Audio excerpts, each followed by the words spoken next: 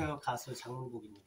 네, 이제 앞으로 데뷔 7년 차 앞두고 있는데 아직까지도 열심히 활동하고 있습니다. 네. 아, 요즘 근황이 좀 어떻게 보내시는지? 요즘에는 좀 이제 영상 쪽으로 좀 활동을 많이 하고 있어요. 유튜브, 개인 유튜브도 개설해서 지금 활발히 하고 있고. 네. 또 이제 저는 원래 가수이기 때문에 네네. 음반 작업도 이제 슬슬 들어가고 있습니다. 네. 아니, 더 멋있어지셨습니다. 아, 진짜요? 어떤 점이? 아니, 이거 장발은 계속 고수하고 계시네요. 아, 네, 이제, 아무래도 너무 이제 익숙하다 보니까, 장발을 이제 남자를 딱 보면 이제 거의 저를 이제 많이 떠올리시니까, 네. 아직까지. 그 예전에 그 아웃사이더님 뮤직비디오에 네. 출연하셔서도 그 스타일 고수하셨잖아요. 머리 긴 스타일. 네. 그때가 처음이었던 것 같아요. 영상으로 나갔을 때가. 한 6, 7년? 그게 됐을까요? 6, 7년보다 더 오래됐어요, 사실. 제가 정식 데뷔하기 전이었거든요. 아, 예. 제가 알기로 15년도 그때 아웃사이더의 Become Stronger라는 그쵸. 네, 그 곡의 뮤직비디오였는데 이제 약간 누아르 영화식으로 해서 네, 그쵸. 누아르 영화식으로 해서 처음 연기를 했었던 연기가 너무 자연스러워서 반응이 그때 좋았습니다. 저도 기억하는데요. 아, 정말. 네네. 사실 이거 알고 계신 분들이 많지는 않으신데 그때 돌았던 한 얘기가 있어요.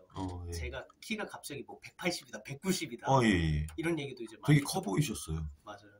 그때 원래 어릴 때의 제 모습은 이제 키도 작고 네. 많이 이제 또 까무잡잡하고 머리도 짧고 그랬었는데 갑자기 머리도 길고 그리고 화면에서 키가 이제 너무 커 보이게 나와서 원래는 몇 센치신가요? 제가 원래는 이제 68에서 70 정도 되는데 그거보다 더 커 보이세요, 훨씬.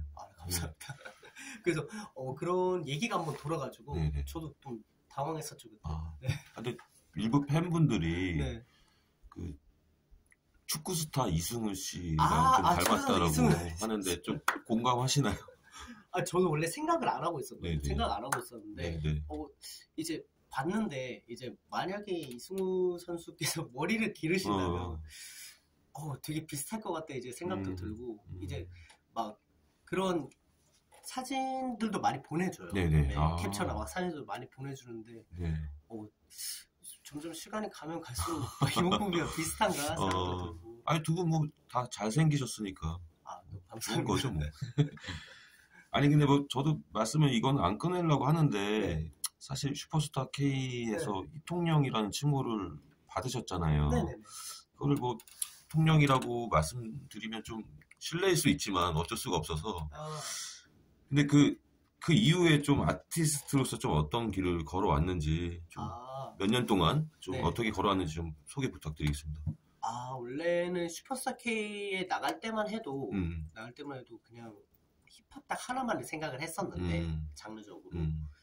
근데 다시 한번 얘기 드리지만 이통령이라는 그런 이제 얘기는 이제 너무 감사해요. 괜찮아요. 네, 너무 괜찮고 말씀하셔도 정말 너무 괜찮으니까 걱정하지 마시고.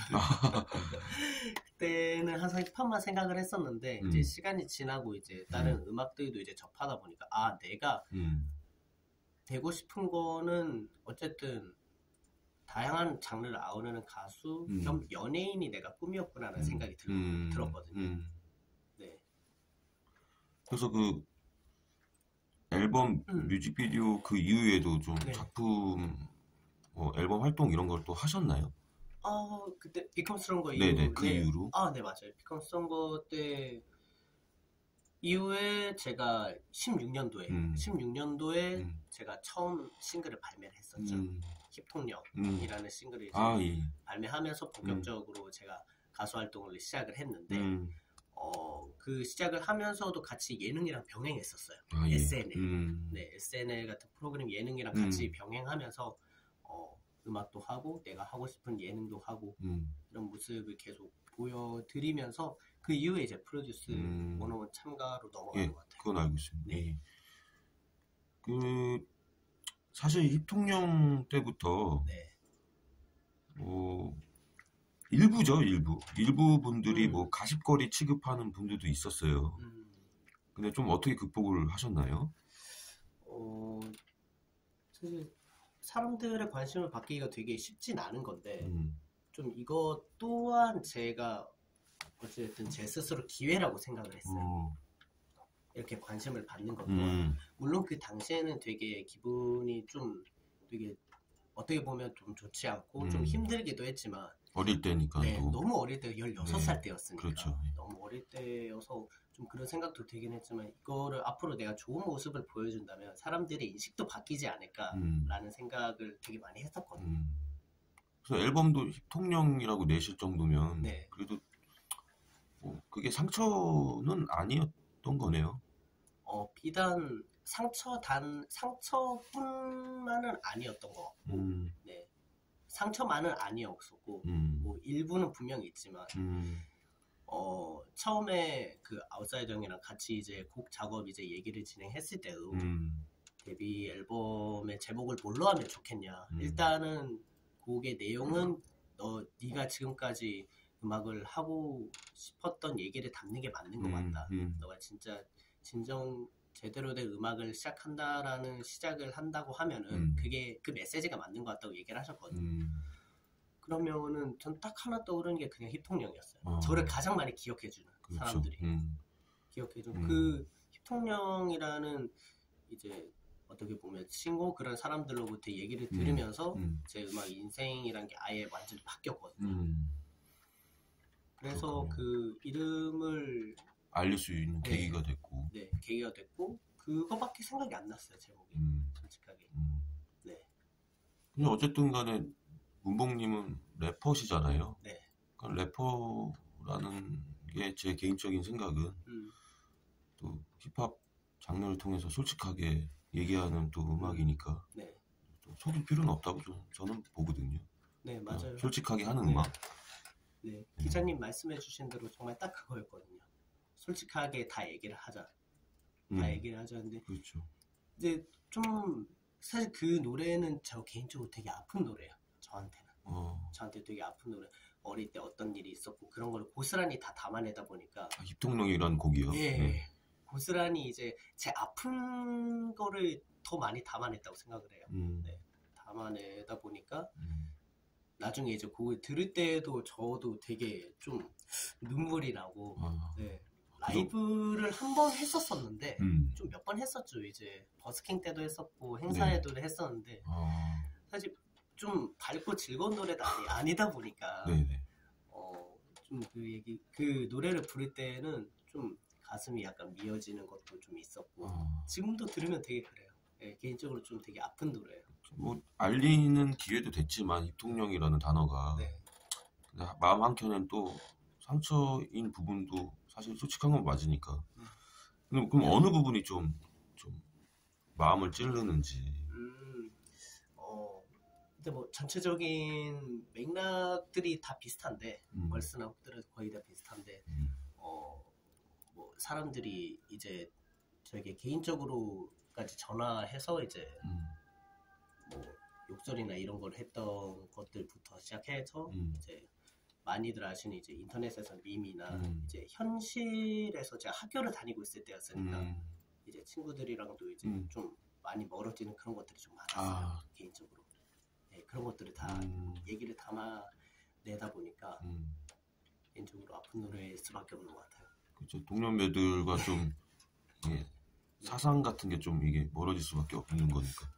네, 원래도 좀 이제 좀 소극적이고 좀 같이 좀 잘 어울리지 못하는 그런 성격이었는데 많이 소심하고 그 슈퍼스타K 방송이 나간 이후에 그게 더 완전히 멀어진 것 같아요. 네, 제 스스로도 먼저 다가가지 않으려고 하다 보니까.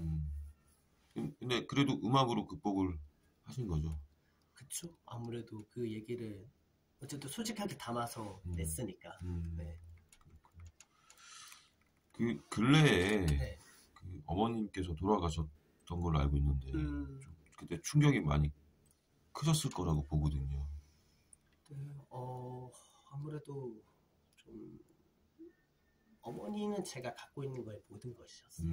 어머니는 제 유일한 가족이셨고 19년도에 돌아가셨거든요.